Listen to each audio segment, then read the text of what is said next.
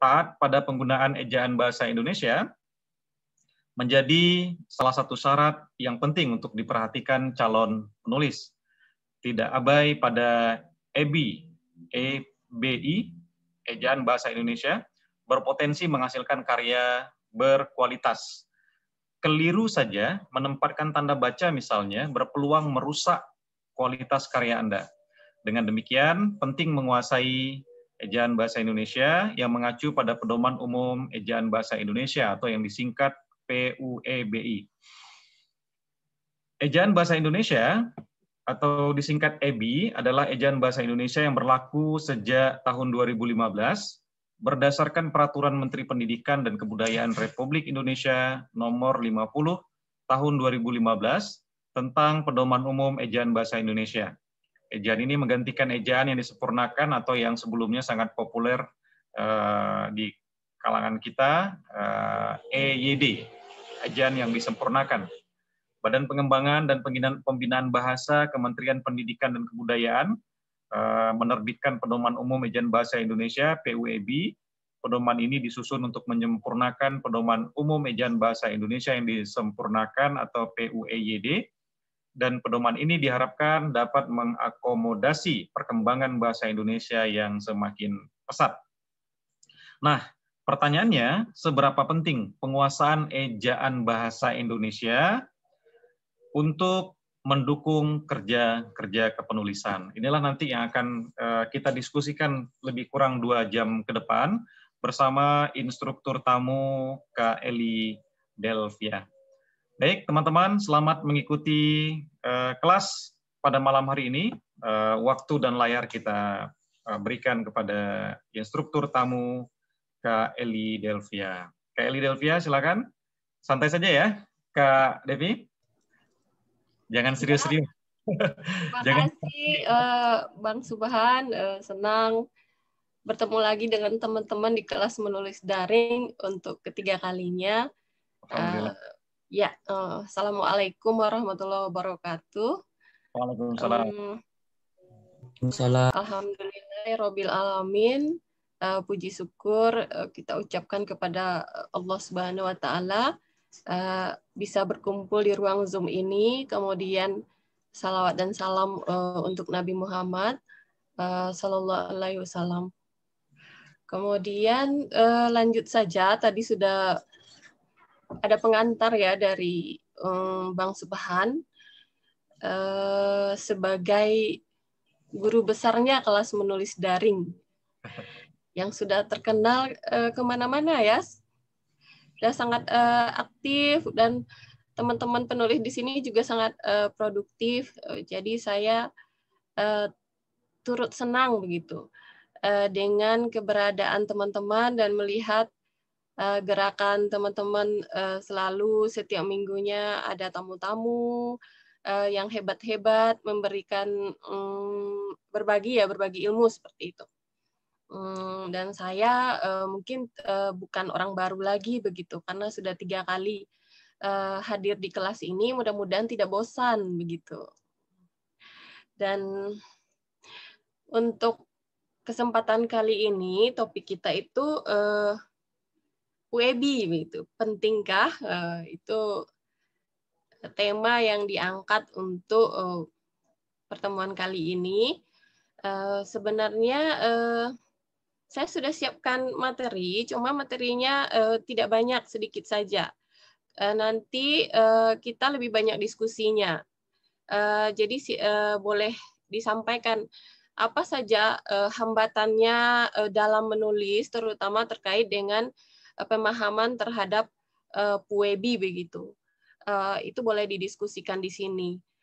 Jadi slide yang akan saya share nanti ini hanya pemantik saja ya, pemantik untuk diskusi kita selanjutnya. Dan sebagian tadi juga sudah disampaikan oleh Bang Subhan. Saya izin share screen ya, Bang Subhan. Ya, silakan Kak Devi. Manakah dia? Sebentar. Ya, tim kreatif Karyani jadikan co-host ya, narasumber kita.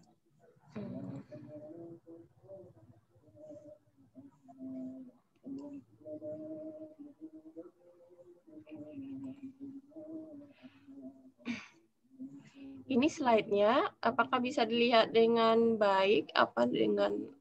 Ya, oke, Kak Devi sudah cukup terlihat Sudah, jelas. Ya, oke, bagus. Oke. Ini halaman slide-nya sedikit saja 9, lebih banyak kita diskusi nanti. Baik, topiknya itu QEBI pentingkah? Ya seperti yang ada di ini ya, di leaflet kita begitu.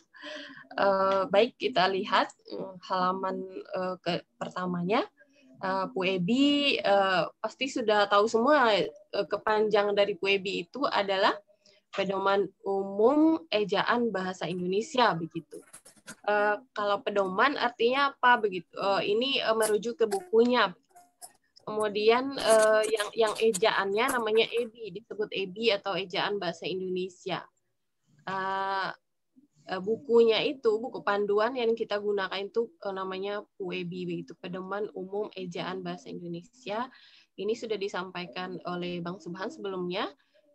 PUEBI diresmikan pada 26 November 2015 oleh Badan Bahasa, ya Badan Bahasa Pusat. Yang di daerah-daerah itu namanya Balai Bahasa ya. Sementara untuk yang pusat namanya Badan karena lebih besar begitu. Balai dan badan besar yang mana? Ya silakan dipikirkan ya.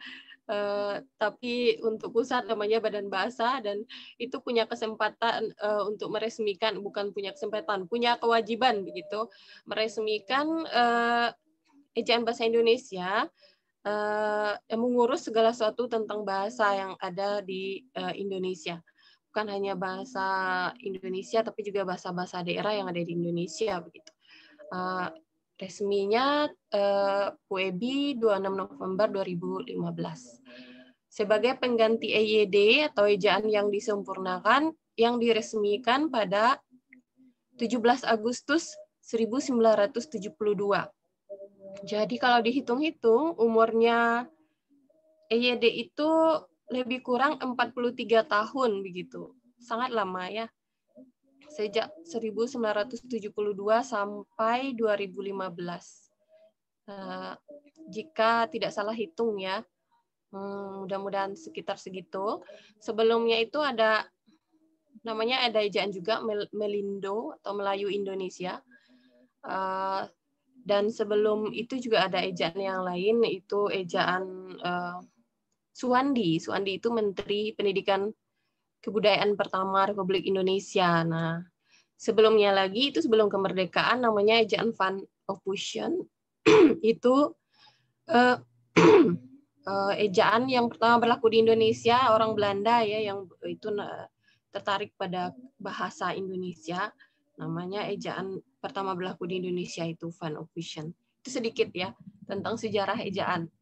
Sampai sekarang berubah menjadi EBI begitu. Jadi sudah panjang perjalanan yang dilewati oleh ejaan bahasa Indonesia ini dengan nama yang berbeda-beda. Tapi intinya adalah pedoman untuk penggunaan bahasa Indonesia yang baik dan benar begitu. Ini sebelum kita lanjut, ternyata ada kuis di tengah-tengah. Kuis ini mungkin nanti ya, selesaikan dulu. Tiba-tiba ada di halaman 2 ya kuisnya. Ini uji kemampuan. Bagaimana ini Bang Subhan? Mau coba sekarang atau kita selesaikan dulu slide ini begitu?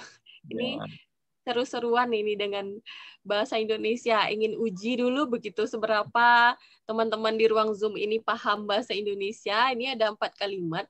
Kalimat ini ada yang keliru ya dalam kalimat ini. Apakah teman-teman bisa menyelesaikannya nanti dan semua kekeliruan itu terkait dengan PUEBI begitu. Atau kita selesaikan dulu nanti di ini ya ke sini di akhir-akhir. Silakan Kak. Ya, kita lanjut dulu ya. Sebenarnya ini berkaitan harus ya. Ini berkaitan dengan halaman berikutnya sih sebenarnya. Boleh dibuka Iya, kalau Zoom. Kak ini mau kuis dulu, Ya, boleh, ya. boleh. Ini buat ini ya, jangan kaku-kaku begitu buat teman-teman, karena intinya tuh di sini nanti ya, di halaman ketiga ini.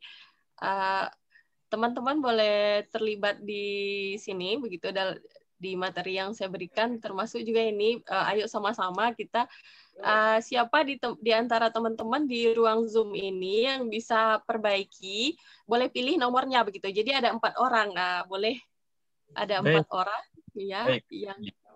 Ya, silakan teman-teman peserta kelas bonus daring yang mau menyunting, ya. Oh, sudah ada,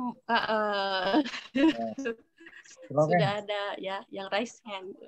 Yang mau memperbaiki kalimat yang ditampilkan oleh Kak Devi. Saya coba, Ya, boleh. Ya, mohon maaf. silakan. Maya, dengan Maya di Pamekasan, Ibu. Kak Maya di Pamekasan. Pemakasan. Silakan Kak, satu saja. Baik, Bismillah.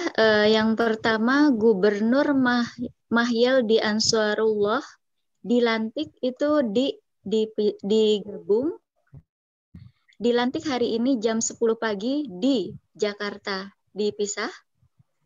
Yang kedua, Vicky Naki trending topik. Satu dulu. Baik. Ya, jangan perbaiki semuanya, cukup satu dan berikan alasan.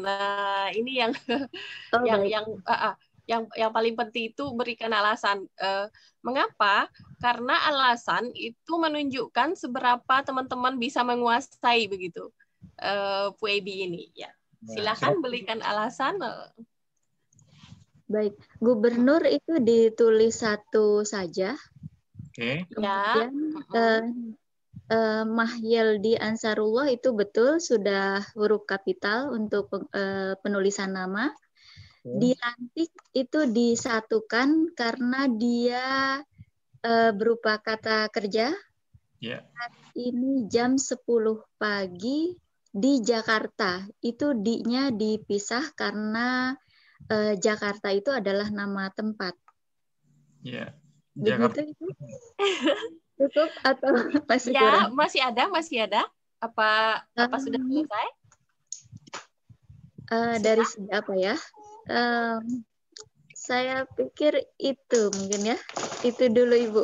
Iya, itu dulu. Baik, terima kasih. Iya, mohon maaf kalau kurang. Iya. Oke, dari Mbak Maya tadi ya, dari Pamekasan, ini Jawa ya, jadi panggilnya Mbak. Benar. Jadi tadi Mbak Maya berusaha mengoreksi kalimat nomor 1. Yang pertama gubernurnya satu saja, oke, satunya coret. Kemudian Mahyildi Ansarullah, oke, sudah benar, nama diawali dengan huruf kapital. Ya, kemudian ada kebanyakan tepung roti deh. Kebanyakan tepung roti. Oh, itu ada iklan ya. Kemudian lanjutnya dilantik. Dilantik itu tanpa spasi. Besok tambahin telur aja. Kenapa? Apa alasannya? Karena itu imbuhan ya, atau afiks. Imbuhan dengan kata dasar itu digabung. Yang dipisah itu adalah kata depan atau preposisi. Kemudian lanjut jam. Jam ini benar atau keliru, atau masih belum benar atau salah begitu. Ya. Dan dipukul. Pukul ya. Pukul 10 pagi. Ini ada 2 ya, boleh pakai 10.00 WIB atau 10 pagi. Itu boleh, oke.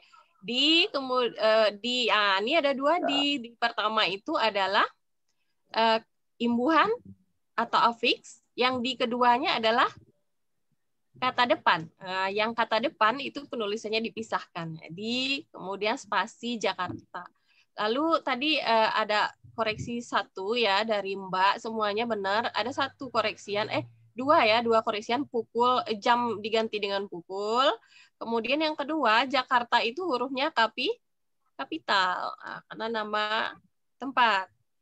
Ya, sudah. Terima kasih kepada Mbak Maya. Nomor 2, siapa yang akan mencobanya? Ya, silakan teman-teman yang nomor 2. Siapa yang mau menunjuk tangan? Silakan. Iya, pendek. Ini gampang ini. Kalau ada yang apa namanya mencoba, silakan. Ada yang coba nomor 2. Kita uji PUEB-nya hari ini. Baik, silakan teman-teman. Yang berani. Ya, saya coba. Ada raise hand. Silakan Bang Din. Ya. Terima kasih atas kesempatan. Udah. Ya, Mbak. Saya coba memperbaiki atau mengoreksi pada ya kalimat yang kedua. Ya, Bang. Naki trending topik di YouTube. Bang. Ya. Saya coba memperbaiki dengan menambahkan kata dulu. Vicky Naki sedang menjadi trending topik di spasi YouTube. Di spasi YouTube. Oke. Ya. Sudah selesai? Ya. Ada lagi yang perlu dikoreksi? Sudah ya. Ya. Siapa namanya tadi? Trending itu dimiringkan sama topiknya. Bang Din, nama lengkap dan asal kotanya silakan. Ya, saya Din Alifati di Bima NTB, Nusa Tenggara Barat. Wah, jauh sekali. Oh, senang. Ya, senang bertemu teman-teman. Luar biasa. Ini Zoom-nya dari Padang. Baik, Bang Din. Jadi yang pertama itu Vicky Naki, itu nama orang, huruf kapital awal-awalnya, nama sudah benar ya. Trending tadi dimiringkan ya, Bang? Iya. Benar. Sudah benar lagi. Topik, bagaimana topik itu? Sama topik, juga. Topik dalam bahasa Inggris. Iya, masih dalam bahasa Inggris miringkan. Berarti trending topik miring. Oke. Di spasi YouTube. Oh, Y-nya besar. Hampir benar semua. Y-nya kapital ya, besar. Ya. Karena YouTube nama media, kemudian T-nya itu kapital juga. Kenapa? Kita mengikuti seperti apa merek yang ada. Ya. Merek YouTube itu teman-teman boleh cek itu Y dan T-nya itu kapital begitu ya. Jadi kita ikuti karena itu hak mereka, paten begitu. Yang mereka yang buat begitu. Jadi seperti apapun yang sudah mereka buat kita ikuti. Terima kasih Bang Din. Nomor 3. Raisen tadi Bang Suhan, ada berapa orang ya? Gimana Kak Devi? Ada yang raise hand. Siapa ada? Kak Aryani, silakan.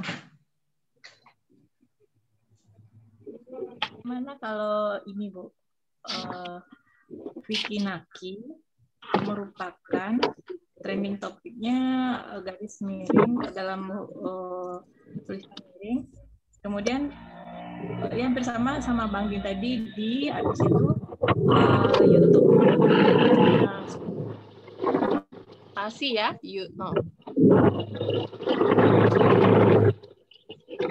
Oke, baik.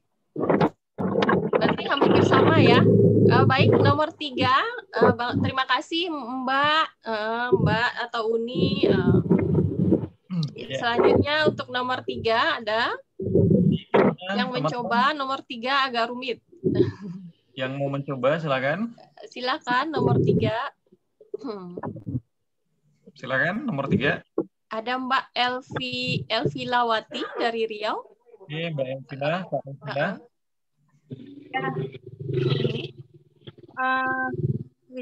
Coba. Ya, atas nama kemanusiaan dan harga diri, izinkan aku melupakanmu selama di spasi dalam hatiku. Ya. Sudah ya? Saya diulangi Kak Elvila, suaranya agak kurang jelas.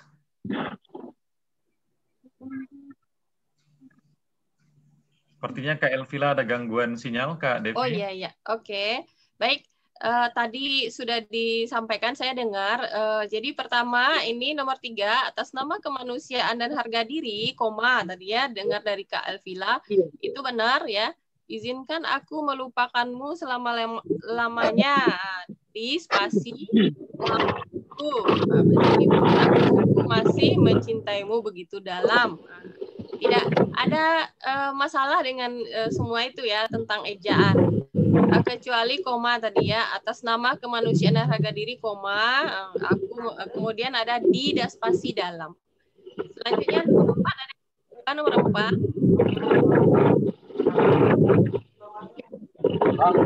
Oke, dipersilakan teman-teman. Ada teman-teman nomor 4, coba itu mudah nomor 4 ya. Hanya 2 kesalahan. Ya, silakan yang mau. Ya. Boleh coba ya? Ya, silakan. Silakan Kak Maya. Ya. Jakarta. Siapa ya? Ya. Silakan Kak. Siapa Bang Subhan? Mbak Jazila. Iya, Mas ya, Mas. Silakan. Ya. Silakan. Ya. Jika tidak memegang handphone, maka ada yang hilang dalam hidupku. Maka jika tidak memegang handphone, maka ada yang hilang dalam hidupku. Handphonenya pakai huruf kapital ya? Handphone itu jenis ya, jenis alat. Jadi dan masih dalam bahasa Inggris ini, jadi dimiringkan, Mbak. Dimiringkan. Oh iya. Lalu ada lagi Mbak? Iya, cuma 2 ya, koma sama dimiringkan ini ya udah ya.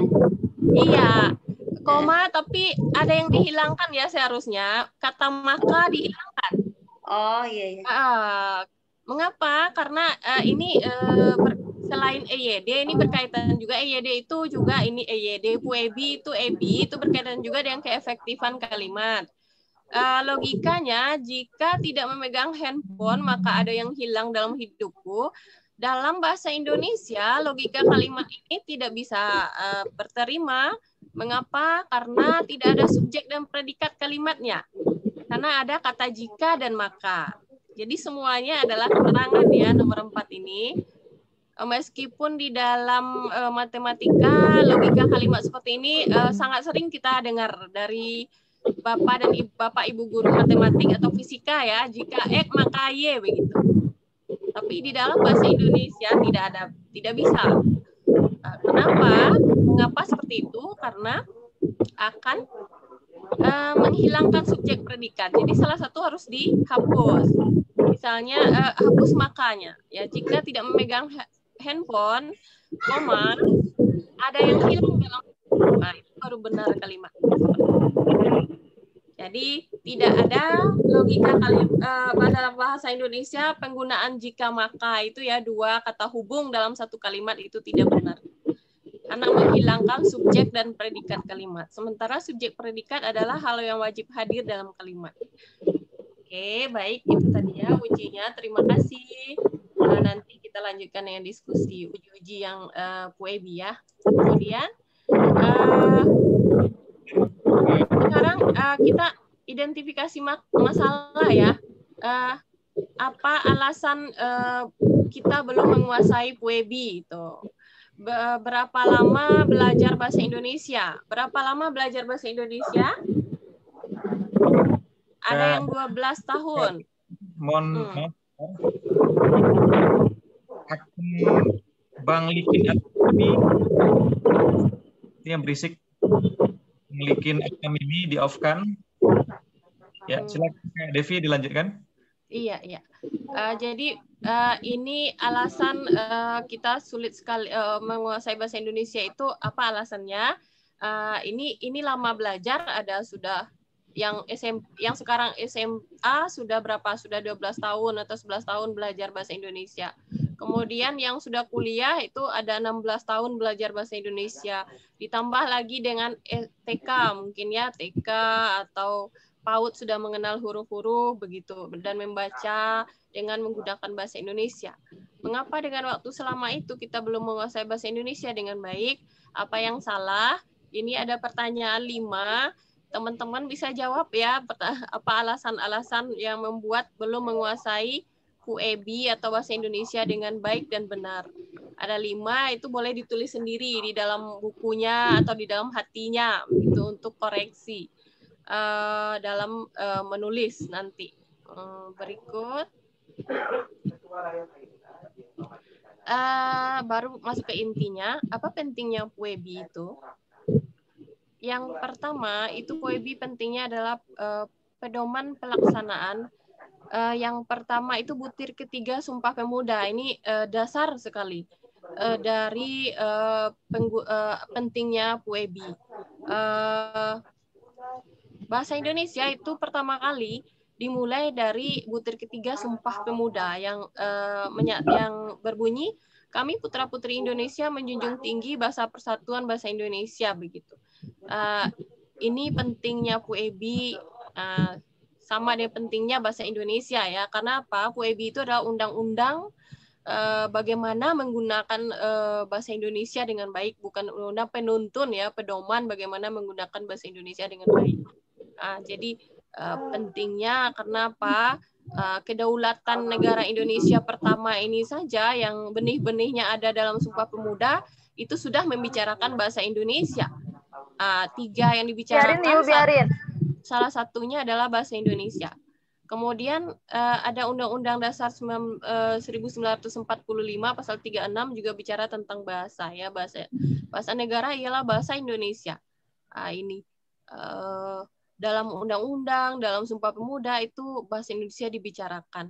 Nah, untuk memakai bahasa Indonesia dengan baik kita butuh pedomannya. Pedomannya itu adalah PUEB. Berikut ada lagi peraturan presiden begitu, nomor 24 tahun 2009 tentang ini kewajiban menggunakan bahasa Indonesia ya dalam pidato presiden, pidato-pidato resmi kenegaraan.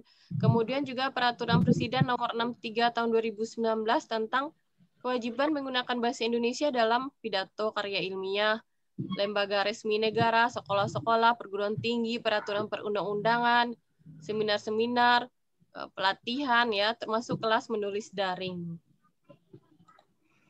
Lalu memahami PUEB dengan baik artinya adalah menjaga bahasa Indonesia sebagai satu bahasa nasional yang mempersatukan keberagaman bangsa Indonesia. Jadi ajaib ya, seperti lem perekat bahasa Indonesia itu mempersatukan manusia Indonesia yang beragam yang tadi ada dari NTB, kemudian dari Pamekasan itu Jawa Timur atau Madura ya? Teman dari Pekanbaru ya, geografi saya jelek. Kemudian ada teman dari luar negeri juga begitu, tapi orang Indonesia. Bisa bersatu kita karena apa? Karena bahasa Indonesia. Kemudian menjaga bahasa Indonesia yang mencerminkan harkat dan martabat bangsa Indonesia. Jadi bahasa Indonesia itu cermin dari harkat martabat bangsa Indonesia. Bangsa yang bermartabat, bahasa yang menjaga bahasanya. Nah, menjaga bahasa adalah bahasa Indonesia dengan menggunakan bahasa Indonesia sesuai dengan aturan yang ada di dalam PUEB begitu. Selanjutnya, apa yang dipelajari dalam PUEB? Pertama, pemakaian huruf. Yang kedua, penulisan kata. 3, pemakaian tanda baca. Yang 4, penulisan unsur serapan. Yang kelima, proses pembentukan istilah. Ini 5 ini kalau dirinci satu persatu ya subbabnya itu ada 95 poin. Ya, teman-teman. 90 dari yang 5 ini dirinci satu persatu menjadi 95 poin yang harus dikuasai begitu ya. Dalam PUEB. Nah, rincinya teman-teman baca lengkapnya di sini. Ini PUEB resmi dari Badan Bahasa yang bentuknya daring atau online, bisa diunduh juga begitu. Selain lebih baik yang punya cetak itu lebih baik ya, seperti ini. Mungkin sudah punya semua. Kenapa? Seorang penulis tidak punya PUEB itu aneh begitu ya. Andalannya penulis itu adalah PUEB dan Kamus Besar Bahasa Indonesia. Itu pegangan wajib penulis begitu. Teman-teman ingin menulis, ingin jadi penulis hebat, harus ya harus disarankan punya ini Bu Ebi dan KBBI. Lalu saya tidak merinci satu persatu, nanti kita diskusi saja soal ini karena sangat banyak tadi ya. Pemakaian huruf itu ada huruf kapital, kemudian ada apa lagi huruf diftong. Diftong itu gabungan dua huruf ya yang dibaca satu. Kemudian ada ini juga ada apa namanya? Ada huruf miring, penulisan kata, banyak juga kata dasar, kata turunan, kata berimbuhan, begitu, kata depan. Kemudian ada pemakaian tanda baca, ini juga sangat banyak, tanda titik, koma, seru, titik koma, tanda hubung, tanda pisah. Nanti kita bicarakan dalam diskusi. Lalu unsur serapan ini maksudnya adalah unsur-unsur dari bahasa asing. Bahasa asing itu bukan hanya bahasa Inggris, bisa juga bahasa Arab ya, atau bahasa Belanda. Yang bahasa asing ini adalah bahasa negara-negara yang paling banyak mempengaruhi kehidupan bangsa Indonesia begitu. Kalau yang baru-baru ini sekarang Korea itu populer begitu di Indonesia, di mata orang Indonesia semua tentang Korea itu menarik ya, seperti magnet, dan mungkin suatu saat beberapa kata Korea akan masuk pula ke bahasa Indonesia ya, akan diserap. Lalu ada proses pembentukan istilah, ini juga bisa dibaca dalam Bu Ebi lengkapnya. Ya, terima kasih. Ini dulu untuk pengantar Bang Subhan. Terima kasih Kak Devi pemaparan materinya. Teman-teman nanti diharapkan bisa direspon balik dengan mengajukan banyak pertanyaan terkait materi yang sudah disampaikan oleh Kak Devi. Ya, tapi sebelum itu saya mau menyampaikan kepada teman-teman yang masih aktif, ya, Bang Likin Itamami dan Kak Indah SA, mohon dicek kembali mikrofonnya karena agak berisik terdengar. Dan teman-teman lainnya juga diperhatikan ketika oleh matikan mikrofon sesuai dengan tata tertib.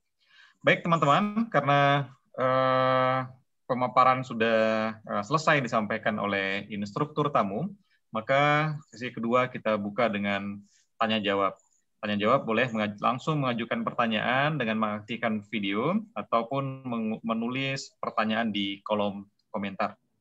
Baik, sesi tanya jawab kita buka, kepada teman-teman dipersilakan.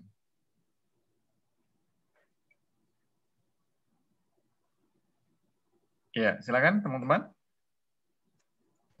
Ya, saya mengawali Pak Subhan. Kak Maya, silakan. Saya Maya dari Pamekasan, ingin bertanya, apa keunggulan buku kita memiliki buku PUEBI atau KBBI dibanding PUEBI daring? Karena saat kita menulis, misal kita ragu, izin apa izin ya, langsung tinggal di search kan, begitu kalau lewat daring gitu. Jadi apa keunggulan buku itu, Ibu? Terima kasih, Bu Eli.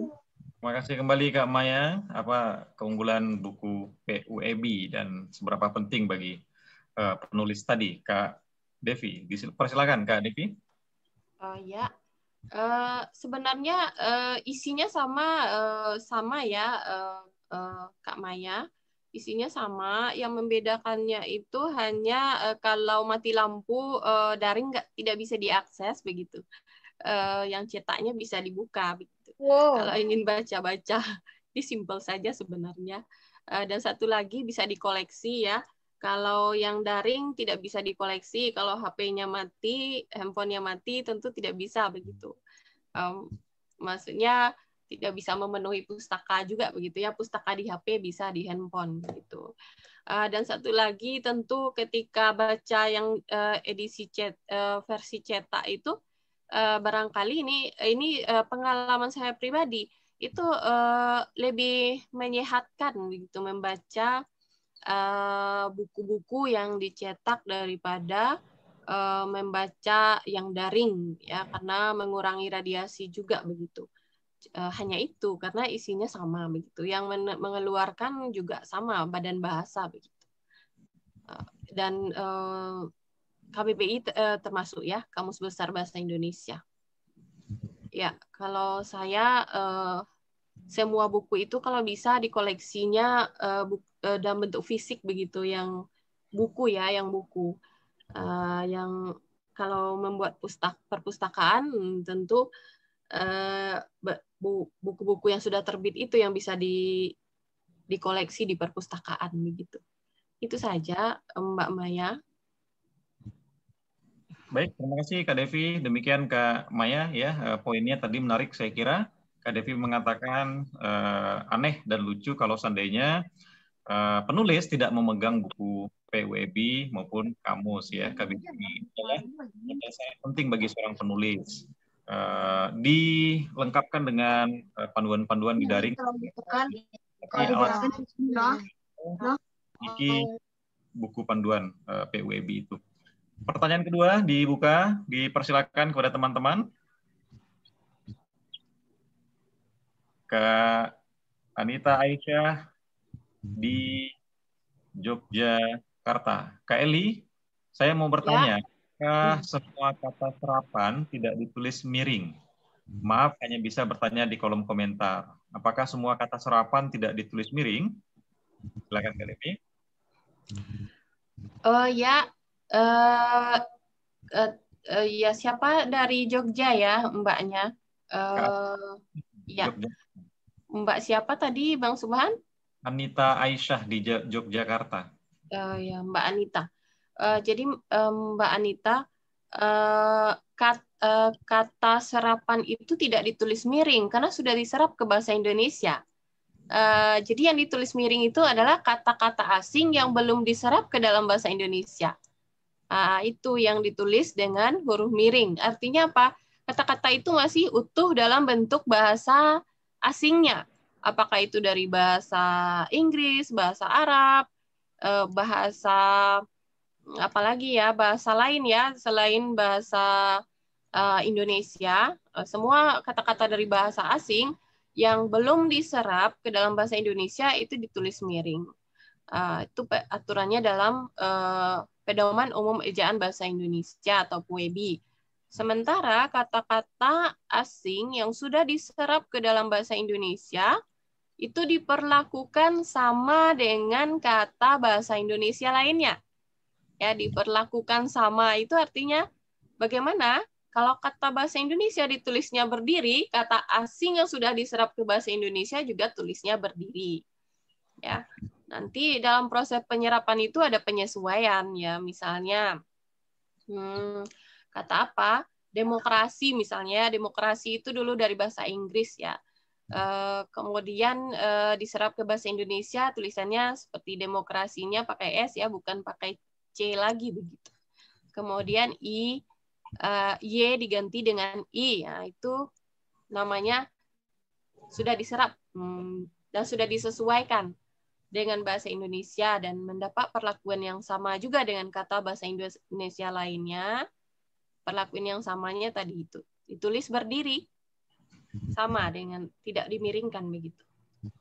Baik, terima kasih Kak Devi. Pertanyaan selanjutnya dari Bukit Tinggi, Kak Mai Herlina. Bagaimana kiat menguasai bahasa Indonesia secara baik dan benar untuk mendukung kerja penulisan kita? Silakan, Kak Devi. Oh ya, bagus sekali pertanyaannya. Tadi ada yang tertinggal apa ya di slide sepertinya belum ya? Ini ya. Ini apa pentingnya PUEB dalam menulis? Ini berkaitan dengan ini, dengan pertanyaannya Kak Mei ya. Bagaimana tadi kiat menguasai PUEB agar bermanfaat dalam kepenulisan begitu. Teman-teman yang bukan bidangnya bahasa disarankan seperti tadi itu ya, wajib menulis itu wajib punya PUEB dan KBBI, harus begitu. Setiap menulis itu PUEB dan KBBI itu sudah ada gitu mendampingi teman-teman menulis. Artinya untuk bukan hanya ini ya ditaruh atau diletakkan di samping untuk menemani menulis, bukan seperti itu, tapi setiap kalimat yang akan teman-teman tulis dalam karya tulis teman-teman itu bisa dibuka PUEB-nya. Misalnya menulis nama apa namanya hari ya, hari tanggal. Itu bagaimana menulisnya?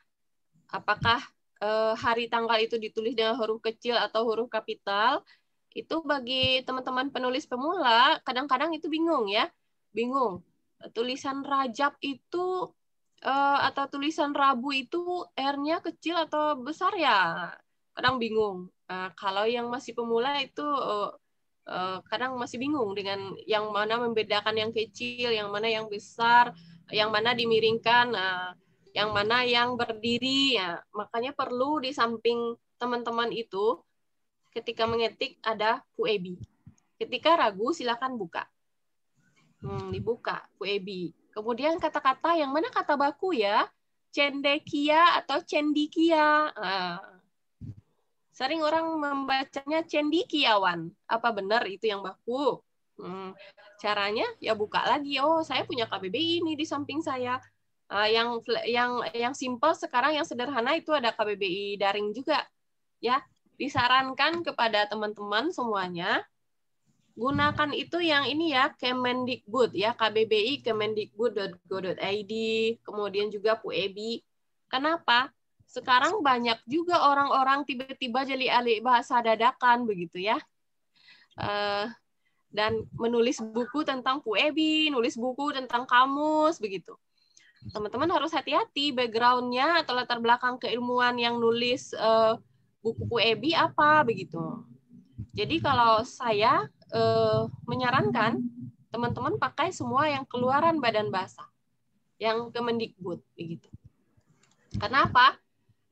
Semua orang yang dipilih untuk menyusun PUEB dan KBBI itu adalah orang-orang yang ahli di bidang, yang sudah sangat apa namanya ya, mahir, ahli di bidang bahasa Indonesia begitu, orang-orang pilihan dan yang diseleksi begitu untuk merumuskan apa namanya kata-kata baku di dalam KBBI. Itu pun masih juga ada polemik ya, atau masalah maksudnya kerja pembakuan kata-kata di dalam KBBI itu tidak secepat perkembangan kosakata dalam bahasa Indonesia. Ya. Karena orang Indonesia sangat kreatif, kata-kata juga apa? Kalau ada gaya hidup baru, itu kata-kata baru juga muncul begitu. Seharusnya ahli-ahli bahasa yang dipilih untuk membakukan kosakata di Badan Bahasa itu, yang memasukkan entry kata-kata ke dalam KBBI, itu harus sigap ya, harus cepat dan sigap, cepat menyikapi. Ini ada kata baru, bagaimana ya ke bahasa Indonesia, akan dicarikan padanannya kah atau akan diserap? Serapnya serap utuh atau serap penyesuaian. Nah, itu ada juga langkah-langkahnya. Tapi karena itu tadi, karena apa? Kreativitas orang Indonesia dalam berbahasa sangat cepat, entry-entry kamus bahasa Indonesia kadang tidak cukup menampung kreativitas itu. Jadi ada 1, 2 atau beberapa kata, misalnya sekarang lagi ada pandemi, itu banyak kata-kata baru muncul. Saya harusnya itu segera disikapi dan disesuaikan dengan bahasa Indonesia atau diserap atau dibakukan dan sebagainya begitu. Ya, tadi pertanyaannya apa pentingnya begitu ya dalam kepenulisan. Ini sangat membantu sekali PUEB dalam menulis. Ini manfaatnya itu, tulisan jadi enak di zaman dibaca, kemudian makna kalimat dalam tulisan itu mudah dipahami kalau teman-teman nulisnya sesuai dengan PUEB, kemudian maksud atau keinginan penulis tersampaikan, tuh menjaga kesopanan dan kesantunan juga dalam tulisan yang berpedoman kepada PUEB itu bahasanya lebih santun begitu. enak dibaca. Kemudian meningkatkan kualitas tulisan atau karya begitu. Jadi kalau teman-teman menggunakan Puebi dalam kepenulisan, itu pasti redaktur misalnya atau pembaca, apalagi pembaca yang ahli ya dengan bahasa Indonesia itu paham cepat tanggap begitu. Oh, ini orang ini sangat paham dengan bahasa Indonesia. Oh, ini penulis sudah ini tinggi jam terbangnya ini, atau oh, penulis ini walaupun pemula tapi paham bahasa Indonesia begitu. Itu ya. Menjaga bahasa Indonesia dan kemudian meningkatkan rasa nasionalisme juga begitu. Baik. Terima kasih Kak Devi. Kita lanjutkan Bang Din di NTB. Silakan menunjuk tangan. Ya. Assalamualaikum warahmatullahi wabarakatuh. Waalaikumsalam warahmatullahi wabarakatuh. Terima kasih banyak untuk kesempatan malam hari ini udah dan materi. Saya ingin memulai pertanyaan dengan sedikit Ya, maaf. Mengaitkan dengan pertanyaan yang menggelitik dari materi kaitan dengan sudah berapa lama kita mempelajari bahasa Indonesia, namun sampai saat ini juga belum mahir-mahir amat. Ya. Kali pengalaman kami sejak sekolah dulu sering menganggap gaul dan modern ketika menulis acak-acak ini, memasukkan huruf besar justru diganti dengan huruf kecil, kemudian mengganti-ganti kosakata baku dengan non baku misalnya atau dengan bahasa asing. Kemudian saya juga mengutip perkataan dari seorang penulis muda terkenal, yaitu seorang Salim Ahfillah, dan juga saya sering membaca tulisan-tulisan dari Pak Dahlan Iskan, di mana kedua penulis ini sering memasukkan kosakata sendiri. Saya kutip dari pernyataan Salim Ahfillah, beliau dimotivasi oleh bapaknya, kamu belum hebat selama kamu masih merujuk pada kosakata dari kamus. Tetapi kamu hebat manakala kamu mampu membuat kosakata sendiri yang kamus merujuk kepada kamu. Kemudian pada tulisan Pak Dahlan Iskan seringkali ditemukan sengaja disimpangkan daripada kosakata baku. Salah satu contohnya adalah pada kata gantinya, beliau sering menggantinya dengan nyi. Misalnya pada nyi, seorang perempuan. Jadinya pada perempuan beliau ganti dengan nyi. Misalnya Mbak itu punya buku hasil tulisan nyi, misalnya gitu. Yang bagaimana, sejauh mana lembaga bahasa mentolerir pada kejadian-kejadian seperti ini. Gitu Mbak. Assalamualaikum warahmatullahi wabarakatuh. Waalaikumsalam. Silakan Kak Devi.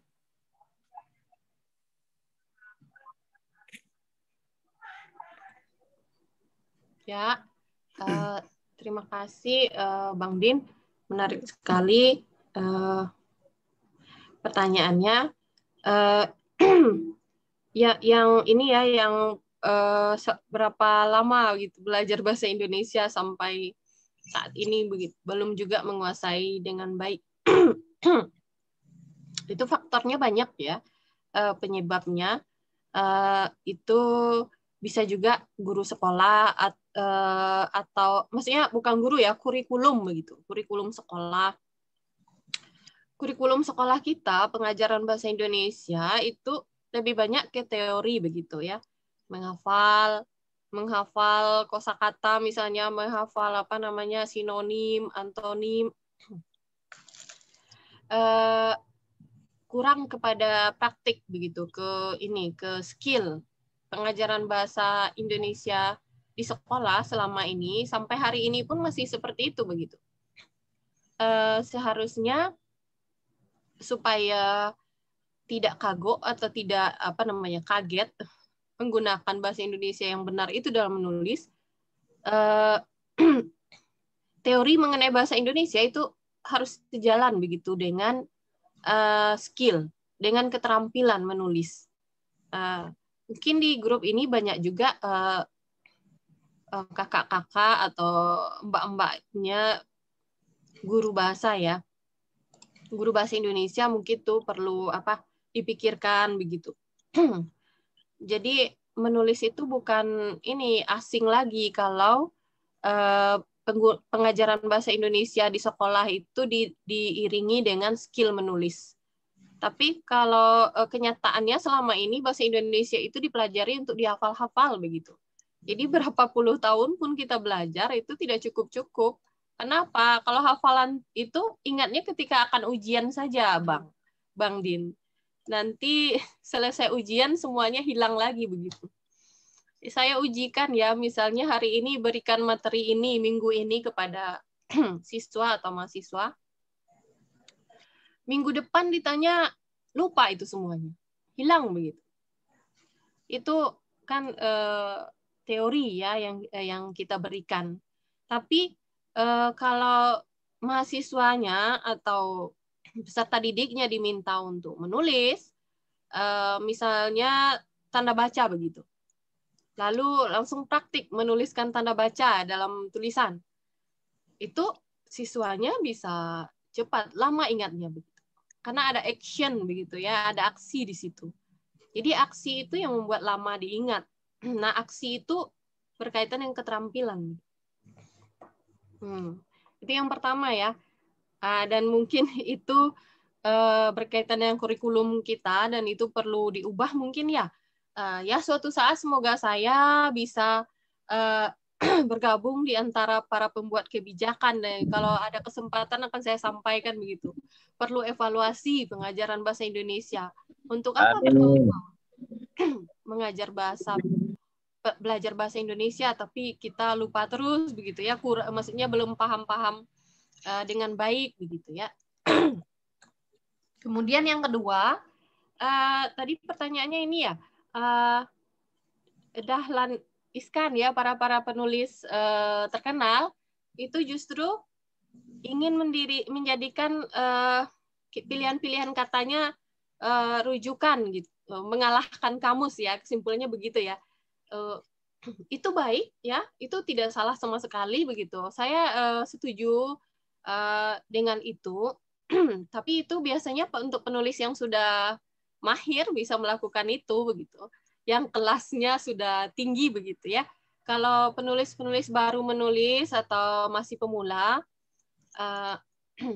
kadang-kadang menciptakan istilah-istilah itu kurang bisa diterima juga begitu, bisa diterima oleh masyarakat. Tapi kalau orang-orang hebat, apa saja diucapkannya langsung viral begitu ya. Syahrini misalnya, apa saja yang diucapkan oleh Syahrini itu ditiru oleh orang-orang. Kemudian ada apa namanya, ada yang suka istilah-istilah dulu, ada Vicky juga ya, Vicky. Itu karena selebritis begitu. Selebritis dan orang sering muncul di media, jadi orang-orang terpaku ke sana. Seperti Dahlan Iskan sudah hebat begitu, dan apa saja yang dikatakan Dahlan Iskan mungkin akan jadi perhatian orang, akan dikutip, akan ditiru. Ya, itu boleh, tidak masalah ya. Yang penulis pemula kalau bisa melakukan itu juga baik begitu. Tapi kadang-kadang untuk bisa memilih kata dan memviralkannya sampai mengalahkan kamus itu ya biasa dilakukan oleh orang-orang yang sudah berpengalaman begitu ya. Itu saja tanggapannya. Terima kasih Kak Devi. Dipersilakan Kak Devi minum dulu, ngopi dulu sebentar. Baik teman-teman, menarik sekali ya. Juga di kolom chatting banyak sekali pertanyaan. Nanti saya akan memilih beberapa pertanyaan-pertanyaan yang pertanyaan ini tentu tidak kita ulang, sehingga maksudnya tidak yang sudah disampaikan oleh narasumber tidak saya bacakan lagi. Nah, ada beberapa pertanyaan yang saya kira penting untuk disampaikan.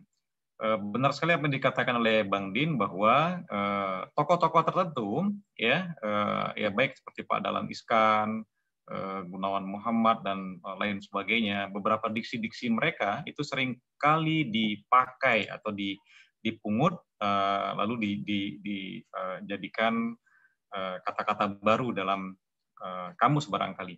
Nah, tahun lalu juga Pak Presiden memviralkan kalimat mudik dan pulang kampung, sehingga diperdebatkan oleh para pakar-pakar bahasa.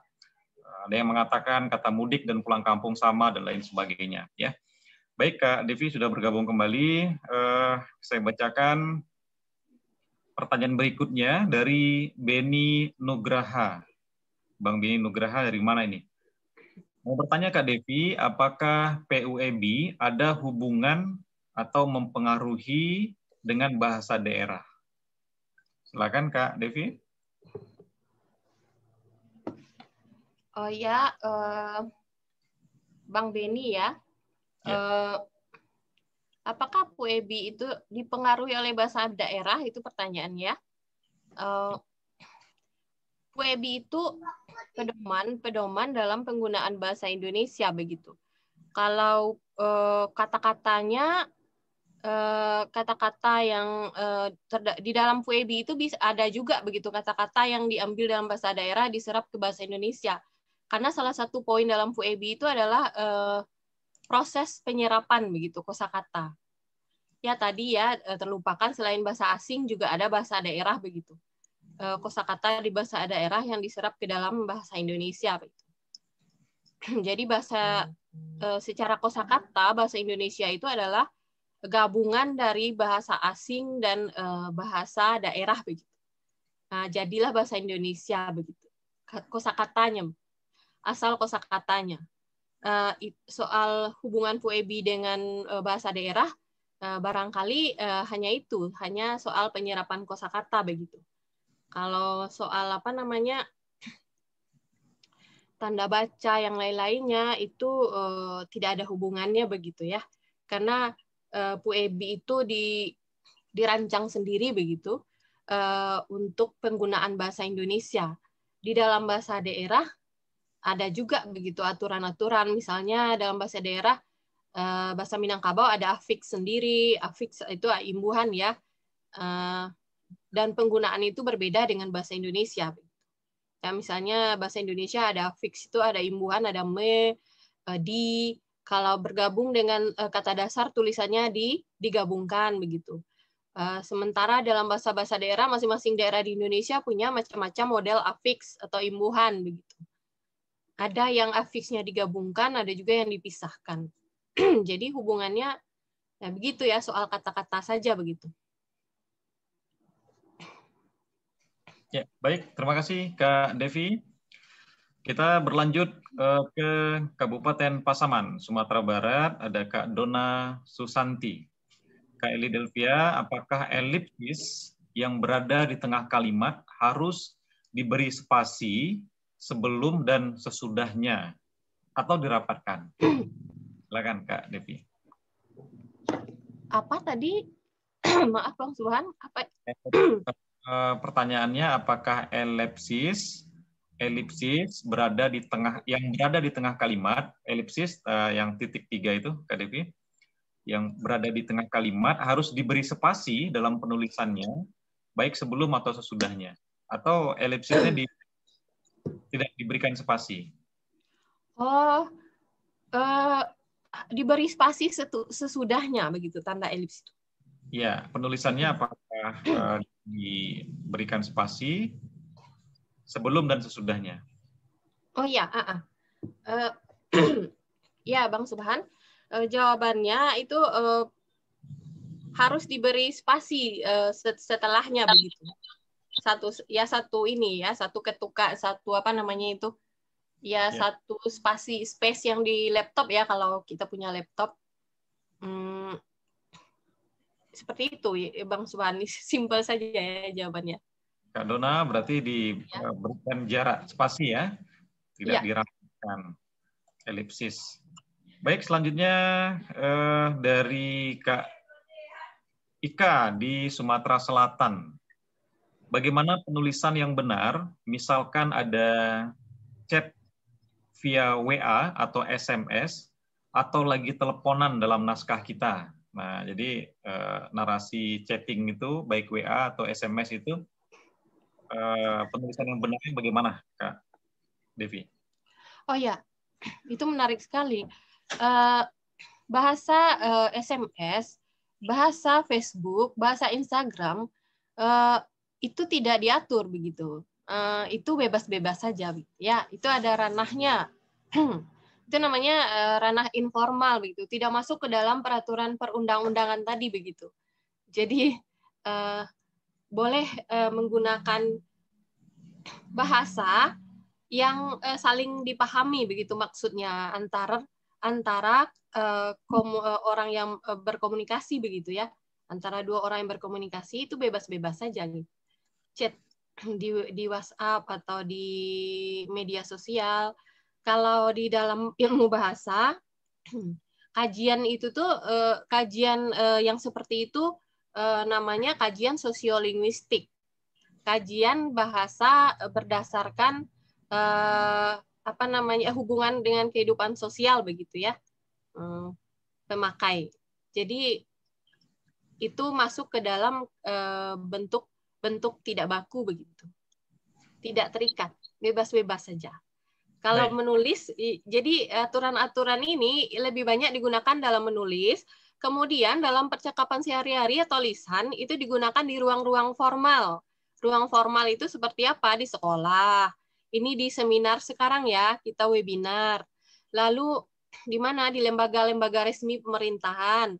Kalau teman-teman semua bekerja begitu di kantor atau jadi ibu guru, bapak guru, kemudian kerja di kantor, misalnya di bank itu wajib menggunakan bahasa Indonesia dengan baik, gitu. Ya sesuai dengan Perpres tadi begitu. Lalu menulis peraturan perundang-undangan, menulis surat resmi, itu semua wajib menggunakan bahasa Indonesia dengan benar. Tapi kalau chat dengan teman itu boleh ya dengan bahasa gaul. Ya, kalau chat jangan ini tidak usah formal sekali begitu. Kalau setelah masuk kelas daring PUEBI, besoknya ketemu teman langsung berubah begitu bahasanya. Kalau selama ini nyapanya hai guys gitu, besoknya halo kawan misalnya, itu agak aneh ya temannya. Jadi yang ini saja, yang santai, itu tidak diatur. Oke, Kak Devi, bagaimana seandainya tata cara penulisannya? Kutipan WhatsApp atau kutipan SMS ya di dalam naskah, misalnya cerpen, novel, gitu.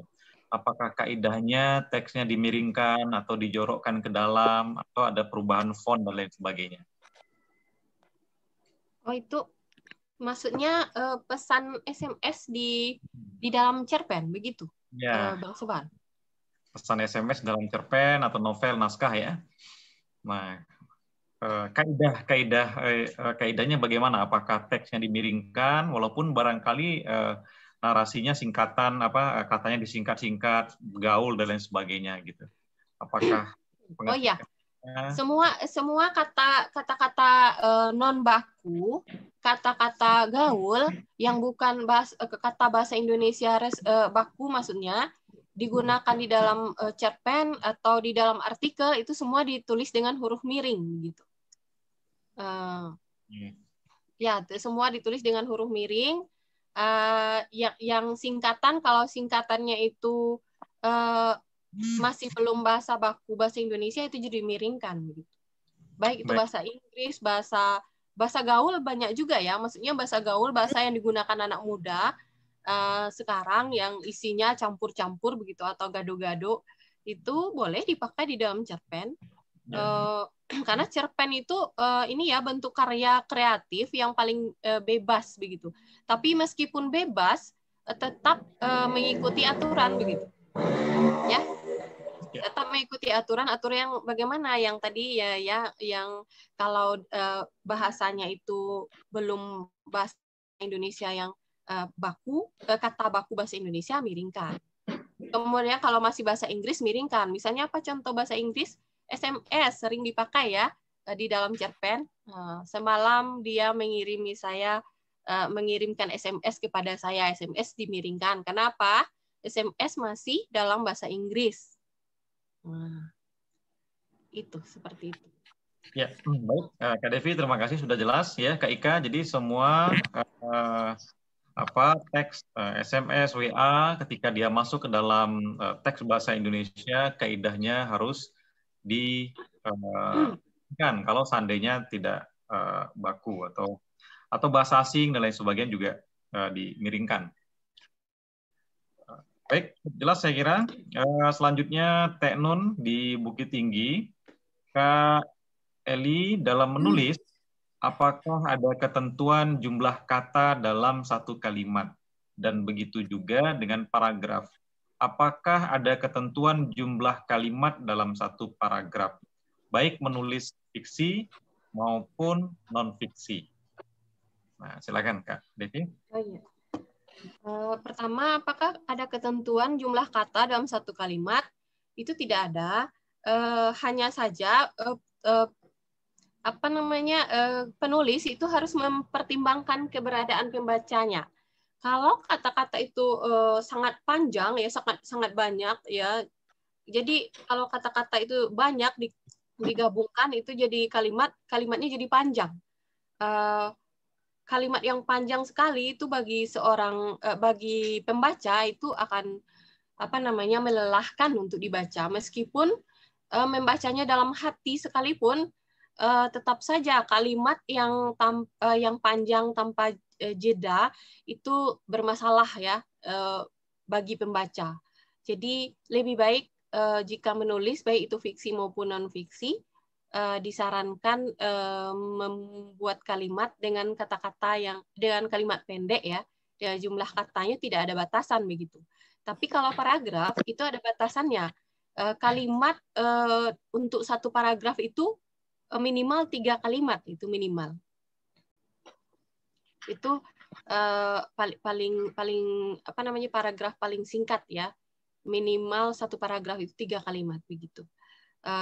Tapi sebaiknya lebih begitu. Itu syarat paling minimal. Dan ya paling penting tadi teman-teman penulis mempertimbangkan keberadaan pembaca kita begitu. Kadang-kadang ada juga yang membaca nyaring ya. Ada orang yang suka begitu membaca nyaring. Kalau kalimat terlalu panjang itu akan membuat sesak nafas. Jadi tidak apa-apa dipotong-potong, dibuat kalimat yang pendek-pendek itu nyaman juga untuk dibaca. Kemudian untuk satu paragraf tadi minimal 3 kalimat. Kemudian ada lagi Bang Subhan untuk satu cerpen misalnya. Kalau satu cerpen itu bisa 1,5 spasi 4 sampai 6 halaman. Ya, 4 sampai 7 halaman maksimal. Kalau untuk cerpen, kalau artikel itu 3 sampai 1,5 spasi, 3 sampai 4 halaman. Jumlah katanya ada yang macam-macam ya, kata itu. Ada juga yang memakai jumlah kata begitu. Kalau saya selama ini itu memakai halaman dan spasi ya. Dan ukuran huruf 12 Times New Roman begitu. Itu Bang Subhan. Baik, terima kasih Kak Devi, cukup jelas saya kira penjelasannya. Selanjutnya kita ke Karawang, Jawa Barat. Ada Kak Neneng J. Kairia, Kak Delvia. Selanjutnya apakah terdapat pembahasan tentang tata cara penulisan bahasa Indonesia seperti SPOK. Jack. Kak Devi? Ya, bagaimana tadi SPOK tata caranya ya? SPOK dijelaskan juga dalam PUEB. Oh iya, untuk tingkat lebih lanjut sebenarnya PUEB dan KBBI itu tidak cukup. Ada satu lagi yang mesti teman-teman harus pegang ketika memutuskan jadi penulis itu ya, tata bahasa ya, buku tata bahasa baku. Bagus sekali pertanyaannya Mbak yang barusan ya. Mbak siapa tadi Bang Subhan? Kak Neneng di Karawang. Iya, Kak Neneng dari Karawang. Bagus sekali pertanyaannya.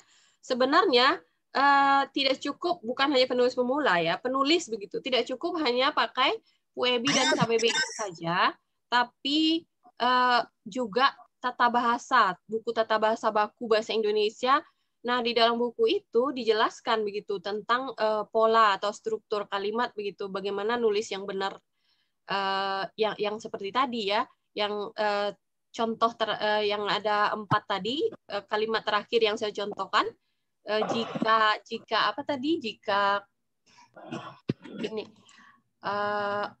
mana dia? Ini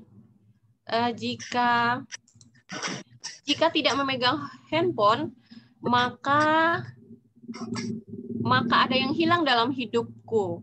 Ini kesalahan ini adalah kesalahan yang terdapat pada pola ya, pola kalimat.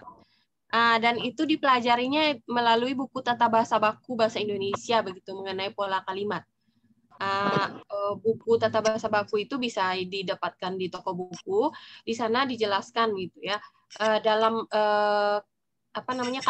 kalimat yang benar itu wajib hadir subjek dan predikat begitu dalam kalimat. Jika dalam sebuah kalimat tidak ada subjek predikat, itu bukan kalimat namanya, ya. Itu klausa, ya, ada frase.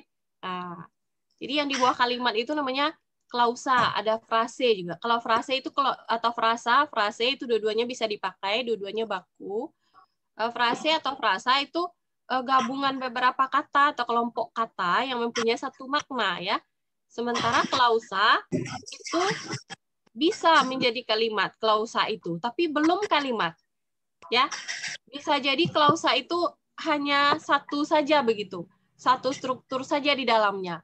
Bisa jadi keterangan saja meskipun terlihat panjang, ini panjang ya. Contoh yang nomor 4 ini sangat lumayan ya, kalau dilihat itu seperti kalimat.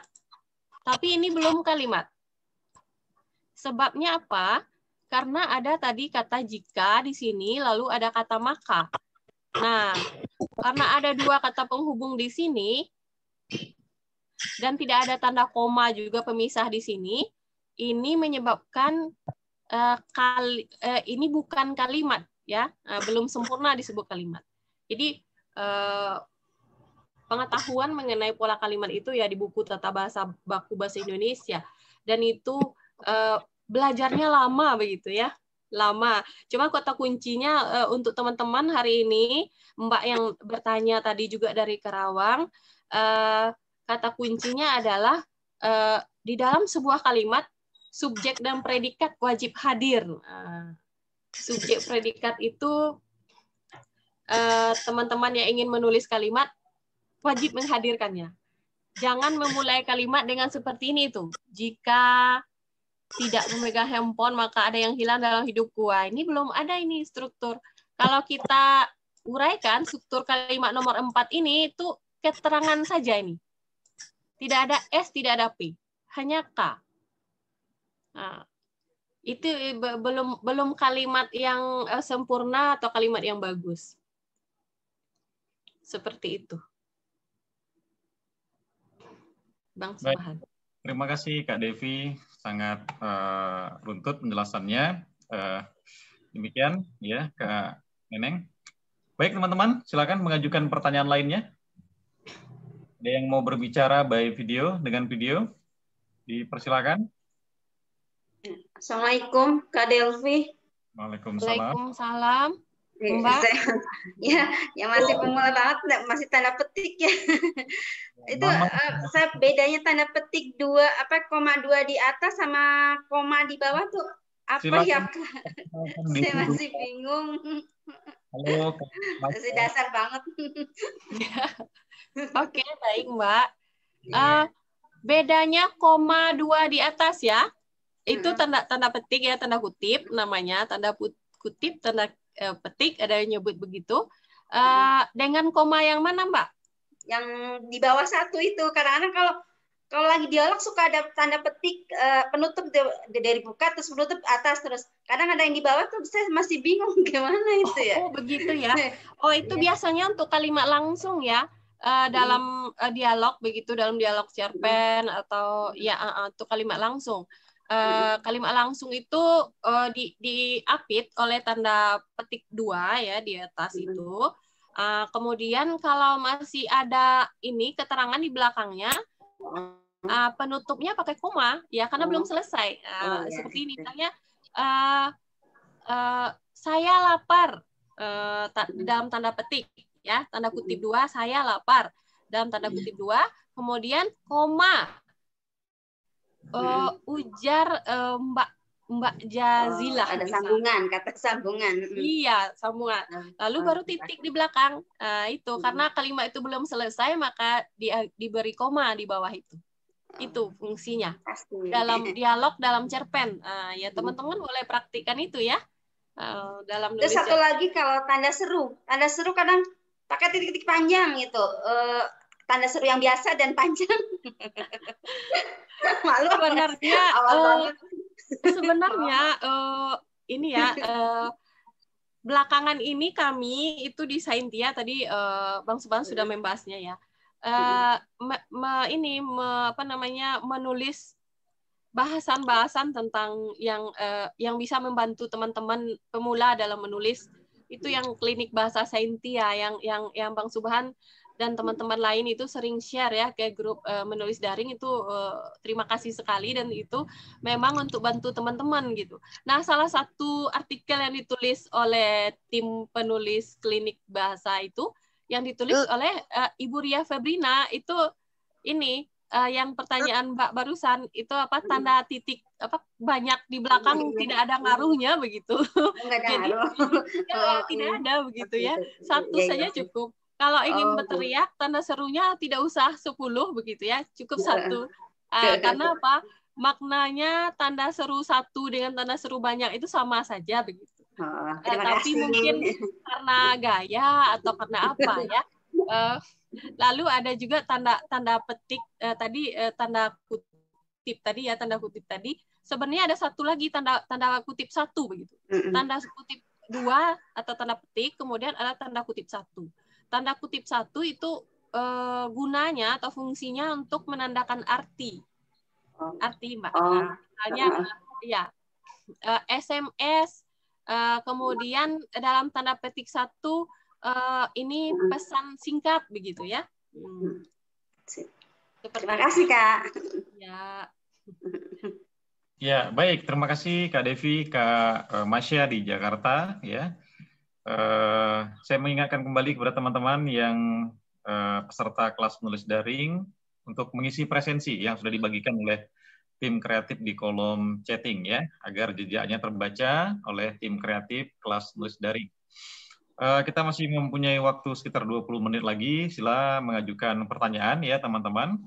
Ini ada satu pertanyaan lagi Kak Devi dari Raja Syekh Anugrah di Kota Sawah Lunto, Sumatera Barat. Kenapa KBBI mesti menyerap banyak kata serapan? Apakah bahasa Indonesia itu lebih banyak didominasi oleh kata serapan, Kak Devi? Silakan. Oh iya. Terima kasih pertanyaannya, juga ini ya menarik sekali. Sesungguhnya kosakata yang ada di dalam Kamus Besar Bahasa Indonesia itu semua berasal dari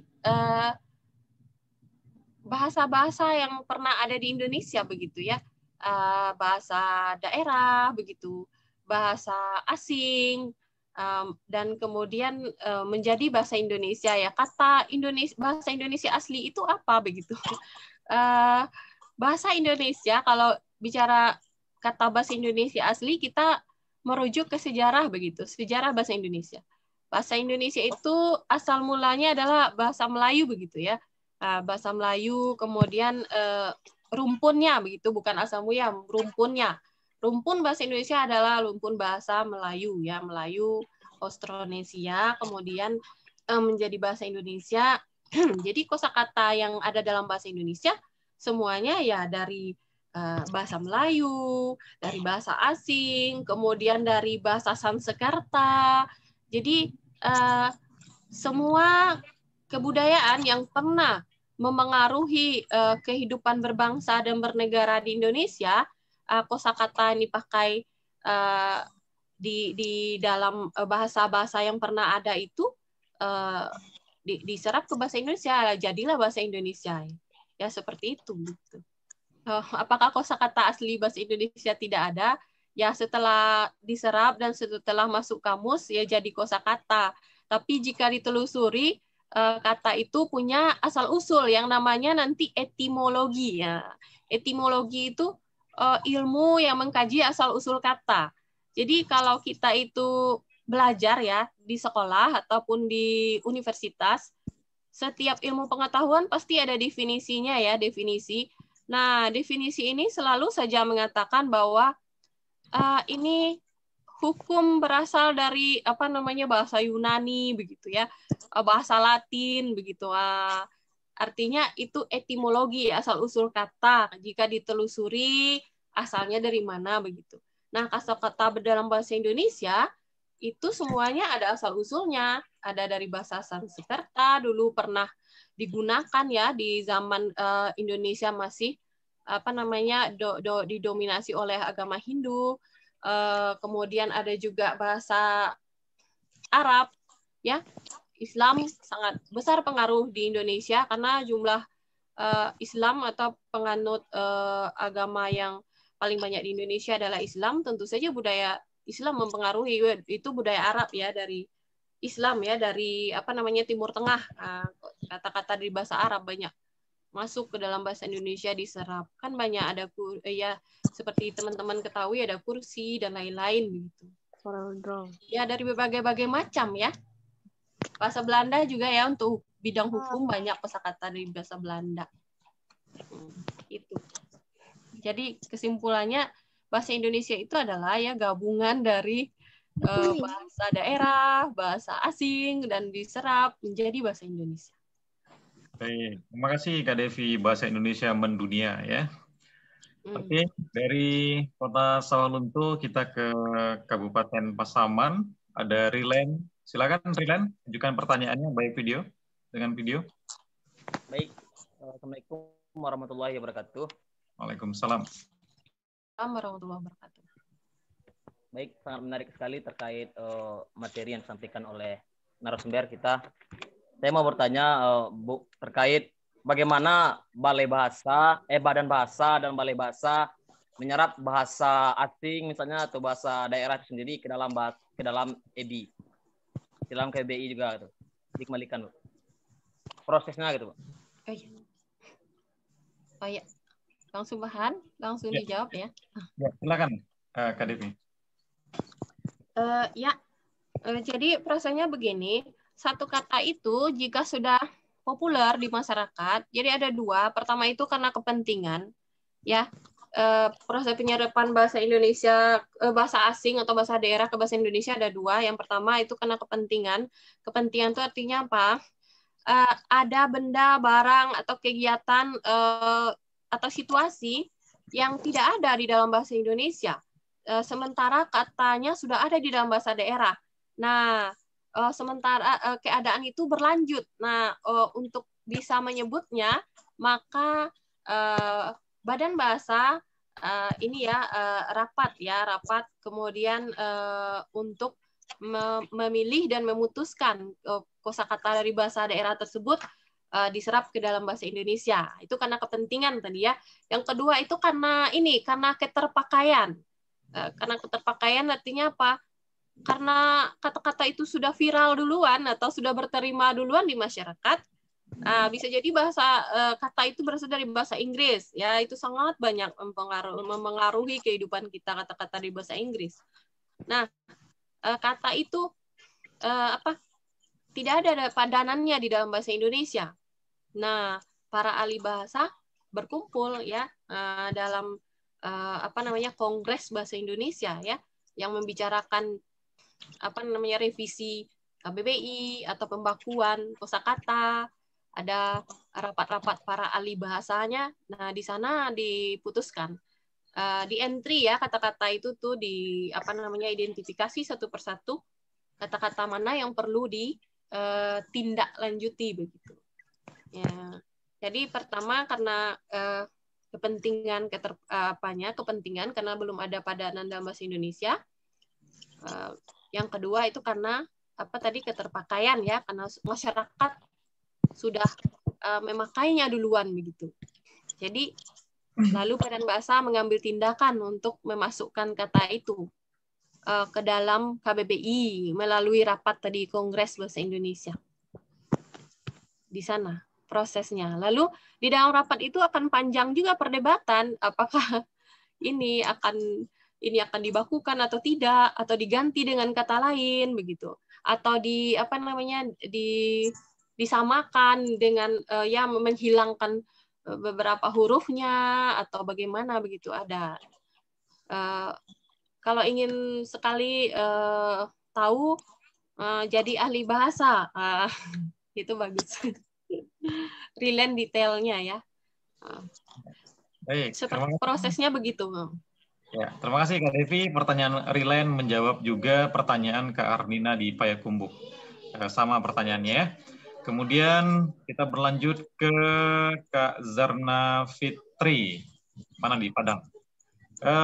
Kak Lidelvia, mengapa PUEB selalu mengalami perubahan? Misalnya tahun ini yang baku begini, tahun berikutnya ganti lagi, kemudian berganti lagi tahun sebelumnya. Terkadang dan seringkali ini membuat kita bingung. Nah, yang baru-baru ini seperti penulisan Al-Quran, misalnya begitu ya.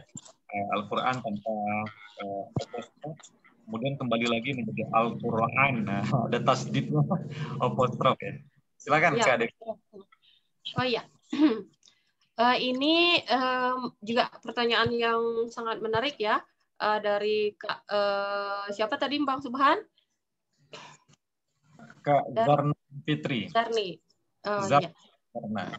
Iya. Itu bahasa sifatnya dinamis. Dinamis itu artinya apa? Berkembang terus begitu, berubah terus, tidak statis. Nah, belajar statis dan dinamis, kalau belajar fisika ingat ya.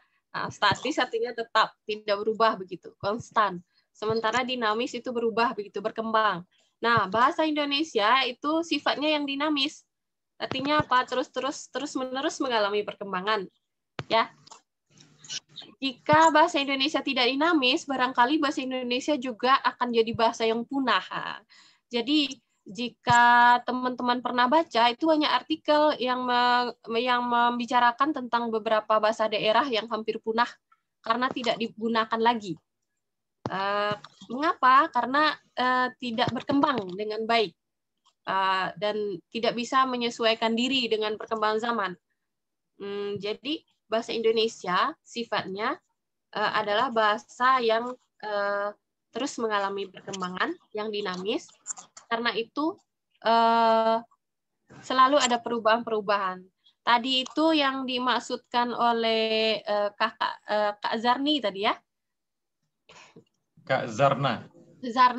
Kak Zarna itu maksudnya bukan PUEB ya, tapi KBBI ya. KBBI yang apa? Yang ini yang membaku bagaimana penulisan yang benar.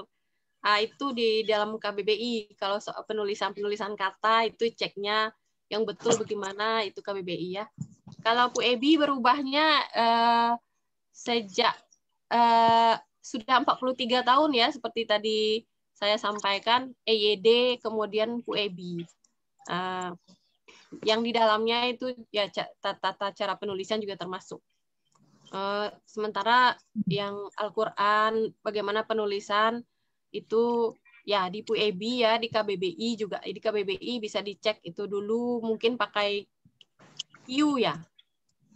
Maksudnya pakai ini ya, pakai apa namanya? Q-nya kapital. Yeah. Kalau sekarang itu penulisan Al-Qur'an yang benar itu A-nya kapital, Q-nya kecil dan tulisannya digabung ya. Betul, dan tanpa tanda apostrof. Termasuk juga penulisan Jumat ya. Jumat itu meskipun dibaca Jumat itu tidak ada tanda apostrofnya begitu. Jadi tulisannya Jumat saja. Kalau yang bukan orang Indonesia ketahuan begitu. Oh, dibacanya Jumat begitu. Kalau yang orang Indonesia sudah tahu ya itu dibaca Jumat. Meskipun tidak ada tanda apostrofnya begitu. Ya, itu berkaitan dengan dinamika bahasa Indonesia tadi bahwa terus menyempurnakan diri begitu. Menuju bentuk-bentuk lebih baik begitu. Menurut para ahli bahasa. Termasuk juga sebenarnya ini kasus penulisan gelar dokter begitu ya. Dokter itu D dan R-nya kecil begitu, itu diprotes keras oleh orang-orang kedokteran. Maksudnya kuliah kami mahal begitu ya, tamatnya lama tapi gelarnya kecil-kecil. Kenapa orang bahasa itu sangat diskriminatif begitu? Apakah Anda semua tidak bisa mengubah kebijakan untuk kami begitu? Protes keras dokter-dokter begitu ya. Tapi itu sebenarnya membedakannya dengan dokter begitu. Kenapa? Kalau dokter itu lebih berat lagi kuliahnya. Kalau dokter ya sudah S1, S2, S3. Jadi hanya huruf E dan O itu bagaimana cara membedakannya? Cara membedakannya untuk yang kedokteran, yang sarjana kesehatan itu D dan R-nya kecil. Tapi kalau dokternya sudah S3 bisa 2 gelarnya, dokter, dokter. Tambah lagi gelar di belakang magisternya. Jadi ya itu Mbak Uni ya dari Bukit Tinggi, Uni Zarna, Kak Zarna. Ya, terima kasih Kak Devi. Kan Kak Devi ngomong dulu, boleh? Kita waktu kita tersedia 15 menit lagi. Ya. Ini Vivo 1938. Ini tidak ada namanya, tapi pertanyaannya saya kira menarik ya. Dan nanti serta menulis nama lengkap ya, nama sebenarnya. Bagaimana kiat saya sebagai seorang guru bahasa Indonesia agar peserta didik senang menulis dan memahami kaidah kebahasaan menulis? Permasalahan yang sering saya temukan, siswa tidak bisa membedakan awalan di dan kata depan di. Nah, ini berbagi sikap tentang seorang guru menghadapi siswa-siswa yang tidak bisa membedakan penulisan yang baik dan benar itu, Kak Devi. Silakan saran-saran. Oh ya, ibu guru, ibu atau bapak guru ya, karena bertanya untuk tentang murid-murid begitu ya, tentang siswa. Itu memang butuh kesabaran dari bapak ibu guru untuk membimbing siswa-siswa untuk menulis. Jadi di preposisi di dan afiks itu cara membedakannya supaya mudah untuk siswa. Kalau di preposisi atau kata depan itu menunjukkan di belakangnya itu pasti tempat ya, tempat atau tujuan. Tempat rata-rata itu tempat gitu. Ya semuanya di yang kata depan atau preposisi, tempat atau arah begitu yang ditunjukkan oleh kata setelahnya begitu. Nah, mungkin kata kuncinya untuk siswanya disampaikan, ingat ya Ananda sekalian ya, Ananda semuanya, bahwa di preposisi itu berbeda dengan di imbuhan atau afiks ya. Kalau di imbuhan atau afiks itu tulisannya pasti digabung begitu ya dengan kata setelahnya. Kecuali ada kecuali juga. Kalau di itu bergabung dengan kata asing, dengan kata bahasa Arab atau bahasa Inggris, itu diberinya tanda hubung atau tanda strip ya, tanda strip atau tanda hubung. Tapi kalau di itu imbuhan di itu bergabung dengan kata dasar bahasa Indonesia, tulisannya digabung saja, digabung tanpa spasi begitu. Nah, untuk membedakan dengan preposisi ya seperti tadi.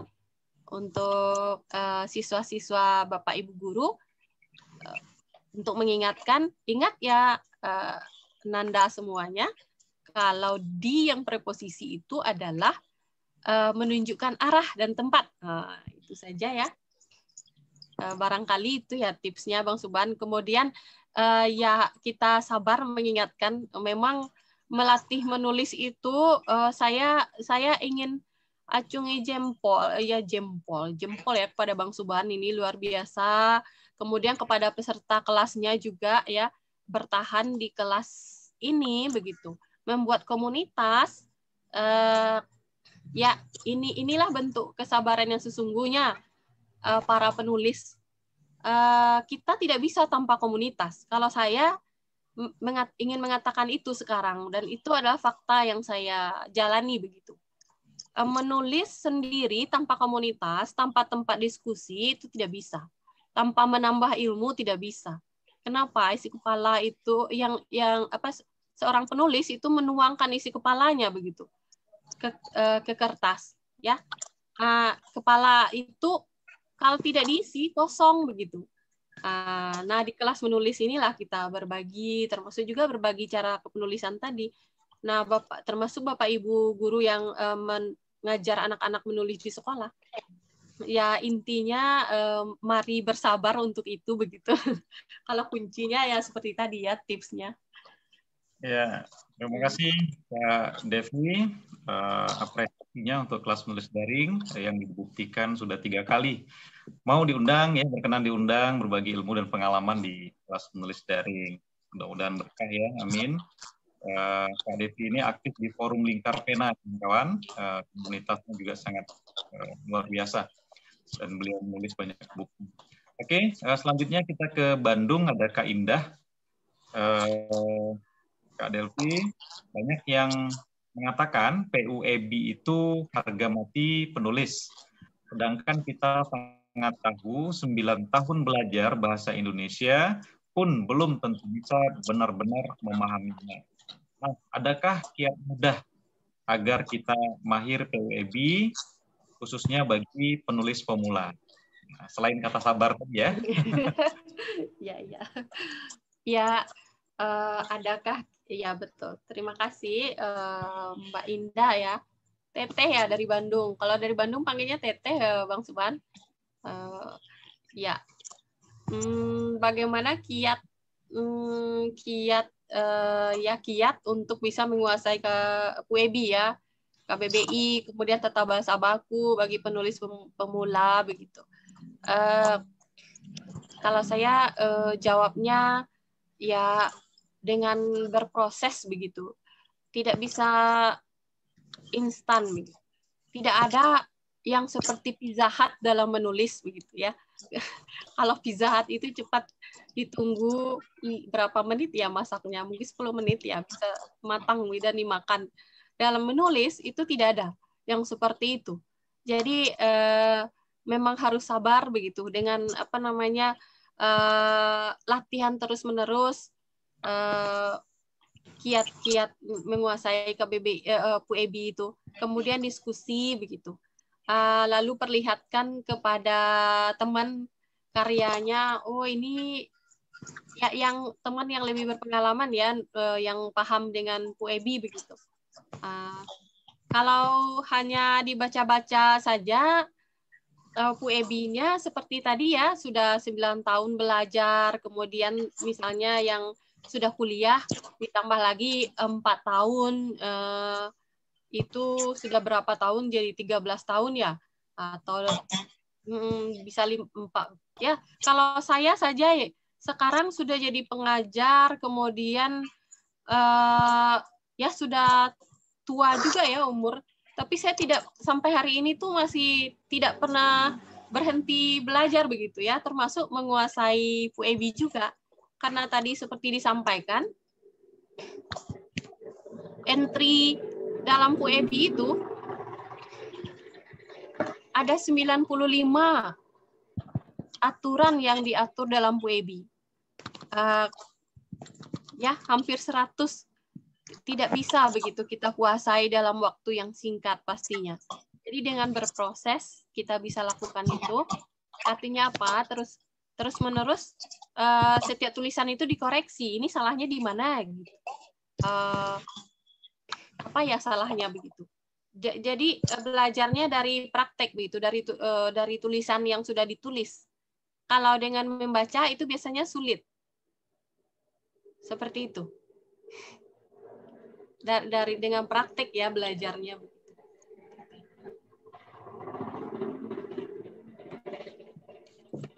Baik, Kak Devi, cukup jelas. Selanjutnya kita beralih ke Riau. Ada Kak Feni. izin bertanya, apakah tanda lambang seperti bintang dalam penomoran bisa kita gunakan dalam penulisan rincian bintang? Ya, silakan Kak Devi. Wah, ya, ini menarik sekali. Mengapa menarik? Tahun 2020 bulan Juli sampai Desember, ya betul, sampai Desember 2020 itu saya diminta sebagai salah satu penulis buku ajar SMP oleh Kemendikbud, dan buku itu akan terbit Maret ini ya, akan di-launching dan akan dipakai oleh Bapak Ibu guru di sekolah di seluruh Indonesia nanti begitu, termasuk 2 buku di buku siswa dan buku guru begitu ya, dengan penulis hebat juga itu Kak Maya Lestari ya. Saya berkolaborasi begitu. Nah, di situ dapat pengalaman soal penomoran entry. Dalam memberikan rincian begitu nomor dalam entry, memberikan penomoran untuk rincian itu semua tanda-tanda bintang bulat-bulat begitu, apalagi itu panah-panah itu ini tidak disarankan begitu ya. Lebih disarankan menggunakan huruf begitu. Kalau ada lagi turunannya itu bisa dengan huruf Romawi. Kemudian bisa dengan alfabet, seperti itu. Lebih baik huruf alfabet, kemudian huruf Romawi begitu. Lebih disarankan daripada menggunakan bulat, bintang, panah begitu yang di dalam komputer ada ya, di dalam Microsoft Word. Mengapa? Karena bentuk bintang itu dan bentuk bulat-bulat dan panah tidak bisa diidentifikasi begitu. Dalam pengertiannya tanda seperti itu bermakna sejajar. Karena kenapa? Karena sama begitu ya. Bentuknya sama saja. Misalnya kalau yang dirincikan itu 10, 10-nya bintang. Jadi tidak ada membedakan begitu 10 itu karena 10-nya bintang. Tapi kalau dengan nomor itu jelas nomor 1, 2, 3 begitu. Kemudian dengan alfabet juga bisa ya, dengan abjad misalnya A, B, C, D begitu.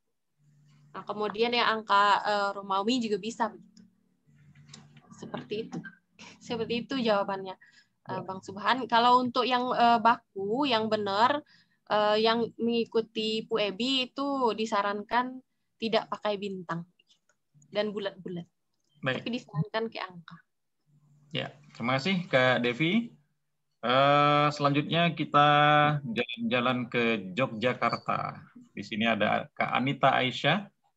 Kak Eli, jika ada sebuah cerita yang tokohnya bernama Heni dan ibunya Heni, saya sering menemukan kata ibu ditulis sang ibu, ibunya, atau Ibu Heni, ibu dengan I kapital besar. Contohnya pada dialog percakapan, kapan ibu pulang, ibunya I-nya kapital, Heni penasaran. Besok jawab Ibu Heni, ibu kapitalnya, ibunya tidak kapital. Bukankah akan menjadi rancu dengan ibu yang bernama Heni? Bagaimana cara membedakannya? Apakah harus ditulis ibunya Heni terus atau mengubah huruf I menjadi kapital? Cukup dipahami, Kak Devi, pertanyaannya? Oh iya, agak sulit karena tidak ada catatannya di Bang Subhan di sini itu di chat. Ya, Kak Anita Aisyah, coba dibagikan ke kolom chatting. Ya. Kolom chat, silakan Kak Anita Aisyah. Atau sambil Kak Anita menulis, mungkin saya ini ya beri soal penulisan, ya menjelaskan sedikit juga. Kak Devi sudah dibagikan itu, silakan di kolom chat. Iya, chat.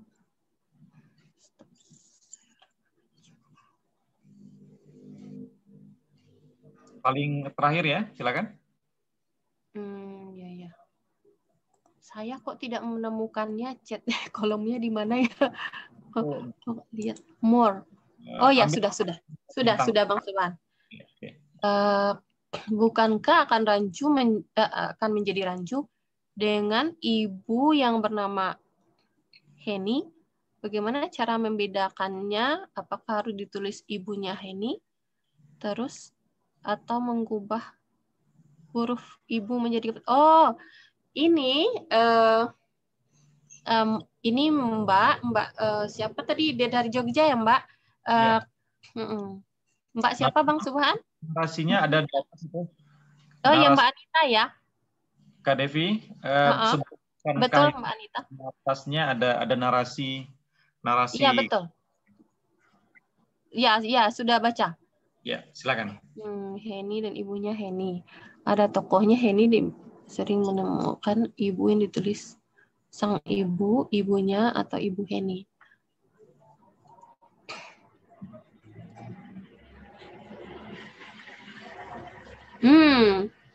Kapan ibu pulang? Heni penasaran besok ibu. Ini yang ibu itu yang ibu saja begitu, tidak perlu ibunya ibu Heni begitu. Karena kalau ibu Heni ditulis itu nama ibunya yang Heni. Ini maksudnya nama anaknya ya Mbak Anita. Jadi ibunya cukup ditulis kecil saja. Besok jawab ibu, tidak perlu ada ibu Heni. Karena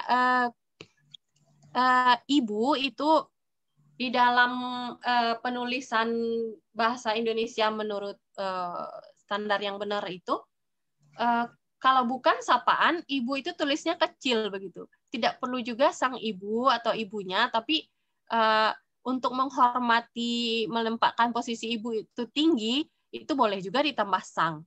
Tapi dalam aturan penulisan bahasa Indonesia yang standar, yang benar, ibu, ayah, kalau bukan dalam sapaan, itu ditulis kecil semua, Mbak.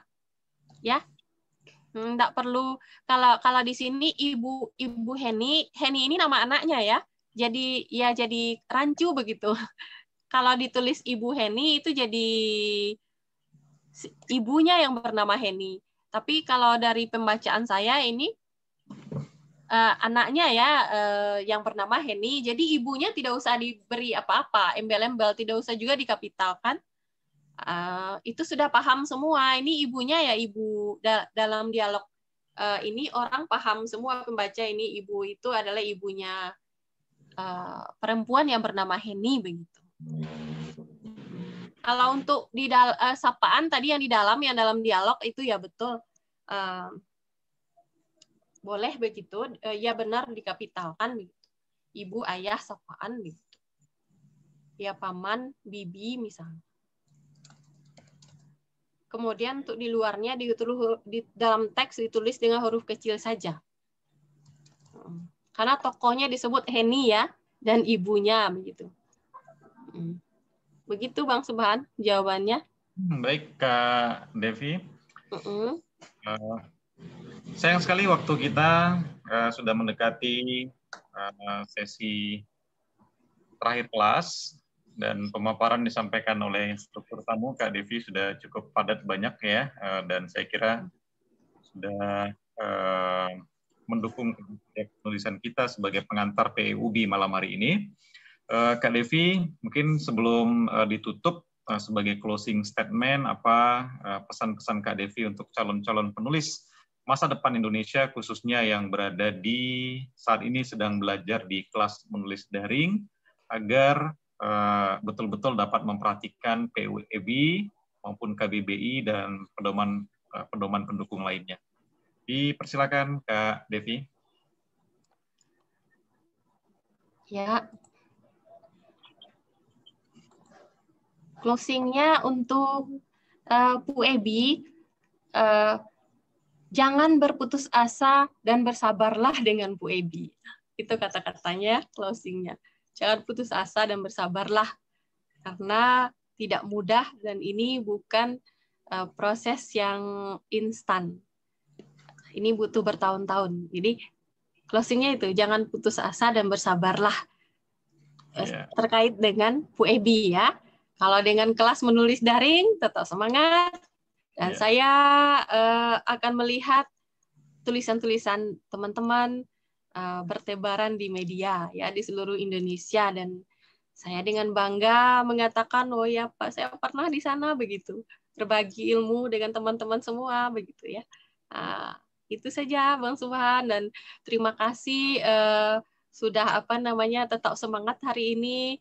Jika ada salah-salah kata saya menyampaikan, saya juga minta maaf kepada teman-teman gitu. Baik, terima kasih selalu. Delvia. Assalamualaikum warahmatullahi wabarakatuh. Waalaikumsalam warahmatullahi wabarakatuh. Terima kasih banyak instruktur tamu kelas menulis daring Kak Devi, Kak Eli Delvia, sudah berbagi ilmu, motivasi, dan inspirasi di kelas menulis daring. Nah, catatan terakhir ini penting teman-teman, sabar.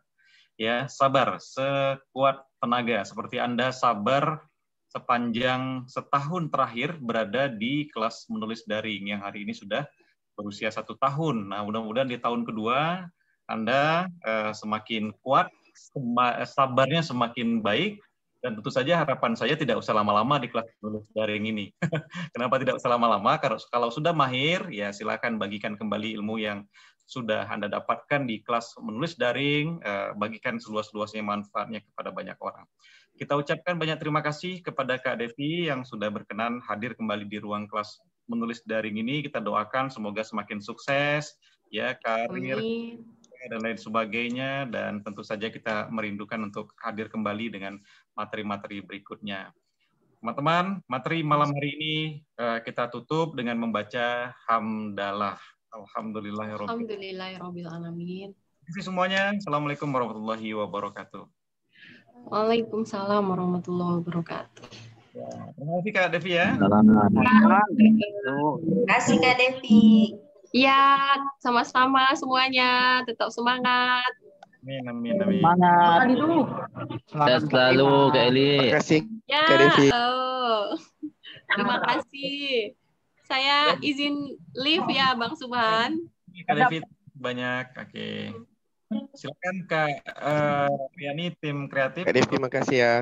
Ya. Terima kasih. Assalamualaikum semuanya. Waalaikumsalam. Dan selalu. Terima kasih Kak. Jauh dari